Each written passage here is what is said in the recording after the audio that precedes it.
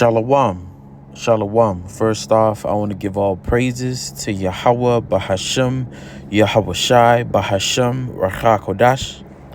Yahweh is the true name of a Heavenly Father, who the world ignorantly calls God, and Yahweh Shai is the true name of the Heavenly Father's Son, the Son of Yahweh, who the world ignorantly calls Jesus Christ. I want to give double honors to my apostles and to my elders of Great Millstone, who I learned this truth from. And peace and blessings goes to the hopeful elect, my brothers that are out on the highways, pushing his word and his truth in sincerity. In today's lesson, Lord willing, this lesson is edifying through the spirit and power of Yahweh Bahashem, Yahweh Shai. But in today's lesson, I'd like to read a little bit of 2nd Esdras, the 15th chapter, where it mentions how one should desire to go into a city and should not be able to. And this is going to take place in the hour of martial law. And what you see right here on the screen is a tank. All right, and this is front of a National Guard armory. And in my area, and this is, throughout all my years living in this city, this is my first time them seeing, them actually adding a tank, and putting it in everyone's eye view for everyone to see. And the reason why, I'm showing you this, because these are the type of vehicles that's going to be here throughout the various cities of America in a time of martial law. All right. Usually you see these tanks, or, not just tanks, but MRAPs and, basically military type equipment, which, police, they're already, they're a form of a military. They don't have tanks, but they do have what you call an MRAP vehicle or armored vehicle. Okay. But these are the type, like I said, these are the type of vehicles that you see during the hour of martial law. Now, what is martial law? When you look up martial law, all right, martial law involves the temporary substitution of military authority for civilian rule and is usually invoked in a time of war. We speak of, World War III, that's going to take place in the Middle East, overseas. But let's not forget that there's going to be war here throughout the various cities here in America. Okay? So martial law involves a temporary substitution of military authority for civilian rule and is usually invoked in a time of war, rebellion, or natural disaster. When martial law is in effect, the military commander of an area or country has a limited authority to make and enforce laws. So your constitution, okay, your rights will be all suspended. You cannot in this time, we cannot, you cannot invoke freedom of speech. All right. In this time, you cannot invoke your Second Amendment, which a lot of you people here in America are so proud of. Okay. Here it is. In the hour of martial law, all your rights are suspended. Okay. You have no rights. All right. So it says martial law is, martial law is the replacement of civilian government by military rule and the suspension of civilian legal process for military powers. Martial law can continue for a specified amount of time or indefinitely, and standard civil liberties may be suspended for as long as martial law continues. And we know that in the time, in the chaos that's going to happen here in America, all right, that the government is going to institute martial law. You're going to have curfews. You're going to have military checkpoints during this time. All right. So it says most often martial law is declared in time of war and or emergencies such as civil unrest and natural disasters. And civil unrest is going to happen. Okay. Civil unrest is going to happen here in America, man. Some chaotic event is going to cause the president of the United States to declare martial law. Okay. Where you have no right, okay, The government can lock you up without giving you a judge or a lawyer. All right, they don't have to give you no reason. They could just lock you up, and they already have laws that are in place. Okay, for this reason.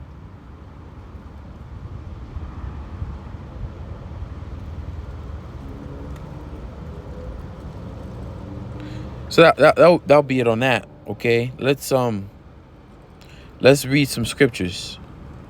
Let's read the book of 2nd Esdras 15, and I'll start at 14. Okay, it says, "Woe to the world and them that dwell therein." Right, the world, for their the meaning for woe is destruction. Okay, because a lot of terrible events is coming to this place.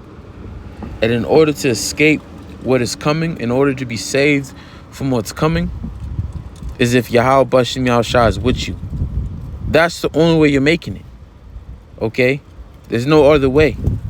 All right? Because when Esau rolls martial law, when he's sending out his New Order troops, he is not playing. He's going to show no mercy to your wives, to your children, to your little ones, to your old. No mercy will be shown here in the hour of martial law. Okay? It says, "For the sword and the destruction draweth nigh, and one people shall stand up to fight against another, and swords in their hands." Right, man. And that's the times that we're coming into, man. You know I keep saying it, but something's gonna happen where there's going to be civil unrest, or people are going to go against the government, you know, where the government's going to have to be forced to enforce martial law and give power over to the military, where there will be war amongst the civilians. All right, the scriptures mention in let me bring that out real quick. Isaiah 19 and 19, okay? It says, Isaiah chapter 19, verse 19, "And I will set the Egyptians against the Egyptians, and they shall fight everyone against his brother, and everyone against his neighbor, city against city, and kingdom against kingdom." And this is I'm saying it again, this is the times we're heading into. All right, when it mentions Egyptians, is referring to modern day Egypt, which is America. This place, remember in Revelation 11, this place is spiritually called Sodom in Egypt. All right, so you can have Edomites, you know, fighting against other Edomites. Okay, you're gonna have Edomites fighting against the government. Okay, you have these patriotic Edomites that know that the government's corrupt. When they bring in this hour of martial law, they're gonna fight, man. You know, I've seen this a video of this one Edomite. He used to fight in the war in Iraq, and he's like, "I refuse to fight anymore. The next time I pick up my gun will be here on American soil. I'll die on American land, fighting for his rights and for his beliefs against the government." Okay? Because real soon, if you don't know already, real soon the people will know that the government is not really for the people. Okay? Like it's mentioned in Revelation 13, they spake as a lamb. Right now they come all kindly, they come all humbly, like they for the people, like they for your cause. But really, they spake as a dragon. All right, when you go into that word, it means the Greek word is draconian, and that goes back to a ancient law writer in Greek that wrote harsh laws for the simplest, for the smallest crimes. Okay, and there's already laws that are in place. Okay, that if you don't take this chip, and which will be instituted in this time, the penalty for not taking this chip will be death. Okay? The penalty for not obeying the government will be death. And you're going to have Edomites that are not with that, man. They're gonna fight tooth and nail. Okay, they're not with the government taking their guns. You know, I went to I remember when I went to Big Bear, and Big Bear is an area where there's a lot of, you know, Edomites. I see this big black truck with a flag says with an AR-15 on it that says "Come and take it." All right, and they're gonna come and take it. All right. In the hour of martial law, your rights is suspended. That includes your Second Amendment. All right, the government can just go house to house and take your weapons if they want to. They're already creating the scenario where it's giving them the reason to take the weapons away from the civilians. Okay, so Salakia for a little rant. Let's read that again. And I will set the Egyptians against the Egyptians, and they shall fight everyone against his brother, and everyone against his neighbor, city against city, kingdom against kingdom. That's what is coming down the line. You got various cities fighting against each other, various people fighting against each other. You're gonna have a civil war, civil unrest. All right, and let's not forget about the race war. Okay, we're in a time of war. Like I mentioned earlier, you're not only gonna have war over there in the Middle East, you're gonna have war over here on the streets of America. So let's go back to 2nd Ezra 15, and I read 15. Let's read 16. It says, "For there shall be sedition among men." Okay, what is that word sedition? Let's look that word up.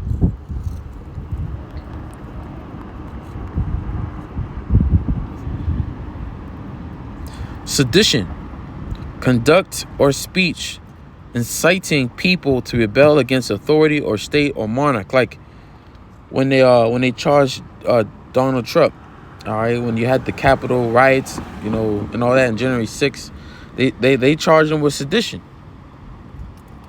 Okay, but this time, when the sedition comes, it's gonna be much worse, because we read in verse 15 how they're gonna be swords. What are swords? Like swords is a destructive instrument, which a modern day sword is a gun, and a lot of people are packing, whether they haven't registered or not.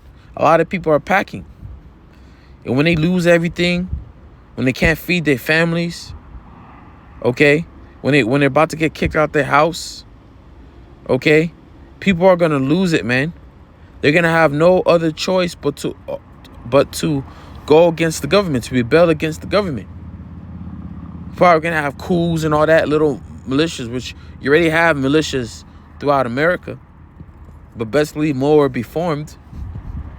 All right, where people are going to come against the government. They're not going to care what the government's going to say. They're not going to listen to the government. You're going to have a lot of uproars, which we already see uproars of the people. Uproars of the people has been happening for years, man. But it's going to get more violent, where people are going to use their weapons because they lost everything. All right? When they can't feed their families. When they can't afford to pay off their rent or their mortgage, or they can't afford a basic meal because the economy has collapsed. Okay, something's gonna happen in the near future where it's gonna cause these people to sedition.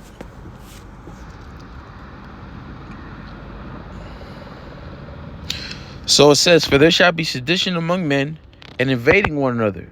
They shall not regard their kings nor princes. And the course of the action shall stand in their power," right? Because they're gonna do what they want. Okay, they're not gonna listen to the government. All right, they're not gonna take heed to what the government says. They're gonna do what they want to do. They're gonna do what they think is best for them to survive, to get their next meal, to continue living. All right, because people are waking up to Esau's BS, man. People are waking up to Esau's lies. It says, verse 17, "A man shall desire to go into a city and should not be able." Why? Because during this time of sedition, during this time where people are rising up against the government, standing up for themselves, standing in the power with guns and swords, with your guns. that's gonna have the government bring in martial law. You have civil unrest, and during this time, you'll have no rights. Okay, what you see right here you'll see thousands of them throughout the streets of America, thousands of them. Okay, when you see tanks in American streets, okay, so get ready, because this is coming, and best believe they're gonna use these joints. And what gun can penetrate an armored tank? What can stop this, man? The only way to stop something like this is if Yahweh Bashim Yahshua is with you and you lift up a standard. All right, for you to be able to grab and like the movie Hulk.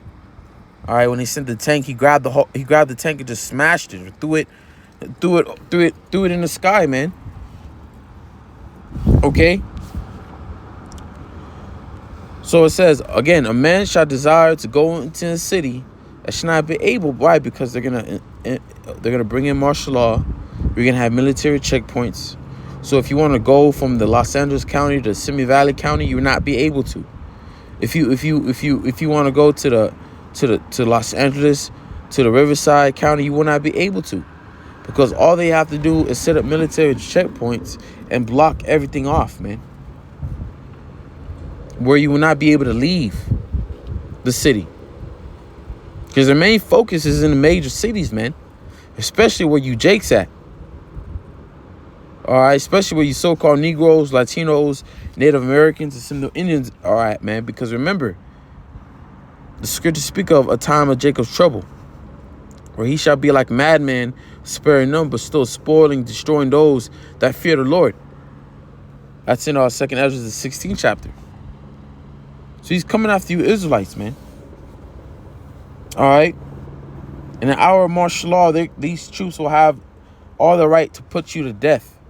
And there's nothing that you people could do about it. All right. When you see that the government is killing you, you're going to have no choice but to get together and fight back. All right.